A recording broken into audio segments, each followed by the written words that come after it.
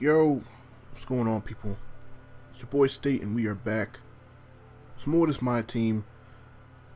It's my third game in the 8th seed, and you see his starting lineup: J.J. Redick, Kyle Korver, Rashard Lewis, James Jones, DJ Augustine coming off the bench. So I know I'm in for a 3-point shootout type of game as far as the defense goes. But I'm expecting him to run a lot of zone on defense because, you know, obviously Kyle Korver and J.J. Redick on Jamal and Jordan Crawford is advantage me because they don't really have the greatest on-ball defense, and Jamal and Jordan are pretty good at handling the ball. Plus, you know, he's got Richard Hamilton, who's not the biggest guy, so I am able to post him up with Pierce if I need to. So I'm pretty confident that I should be able to win this game as long as I can contain the 3-ball. But anyway, I'm not really going to talk about the game too much. I want to talk about the Chicago Bulls, Derrick Rose and the Bulls. And Jordan Crawford gonna hit that mid-range every time. Don't leave him open, goddammit. And I mean, there's all the talk that's going on about do you think Derrick Rose should come back? Like, you know, I mean, obviously, like what they have. And look at this bullshit. Look at this bullshit. I slow it down so you can see it. Look at this Look at this. He goes up there and tries to take a charge, and Paul Pierce runs him over, and he gets the ball back. That is complete bullshit, jackassery, all that stuff. It's stupid. But anyway, all this talk about should Derrick Rose come back. And to me, I don't think he should, man. Like, I think, you know, if he says he's not ready to come back, physically, I think he should be ready because he's been, you know, it's been a year. But you know, if he says he's mentally not ready to come back, you don't want a scared Derrick Rose out there. The one thing that made Derrick Rose the kind of player that he is that he doesn't care. He's fearless, and his game heavily relies on his athletic ability. And if he doesn't think he can do what he can do normally on the court, then he shouldn't be out there because he's only going to hurt the Bulls more than he'll help them. Plus, as well as, I mean, you got to remember, I mean, as good as Nate Robinson has been playing, Nate Robinson has taken all of Derrick Rose's minutes, and he's taken all of Derrick Rose's shots. And if you bring Derrick Rose back, that's as well as Nate Robinson's playing, it's just gonna hurt the team. Because Nate Robinson he's a ball dominant guard. He needs the ball in his hands to be as good as he is, as good as he's been playing. He needs the ball in his hands. And if you take the ball out of his hands, he's nowhere near as dangerous off the ball as he is with the ball. So I think it's just, you know, it's just better for them to keep, you know, let Derrick Rose sit. Even if he is ready to come back, let him stay out. Like, I mean, the one thing, like with Derrick Rose, you look at the Bulls as a championship team. Even though when I look at that roster, they're a good team.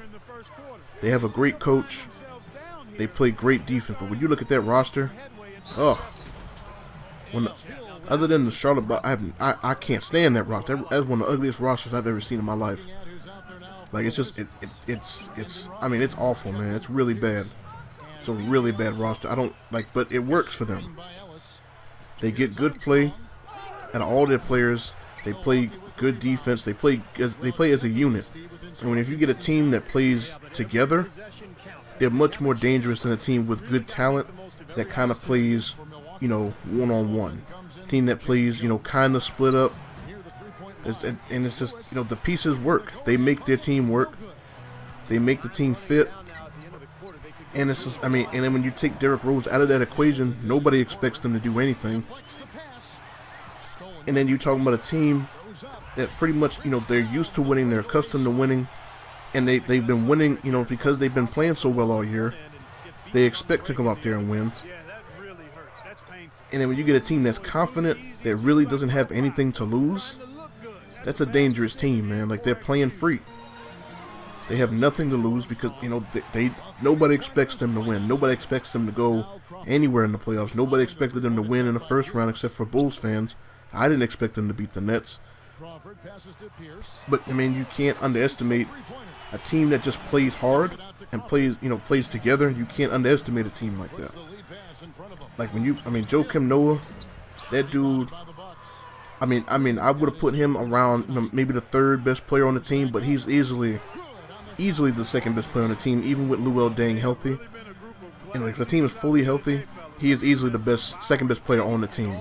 Derrick Rose drives that team, but his hustle, his defense, his work, like he's easily the person that drives that team. And without him, that team doesn't go anywhere. And that's the reason I kind of assumed that they wouldn't win against the Nets, was because I didn't think that Joakim Noah would be healthy.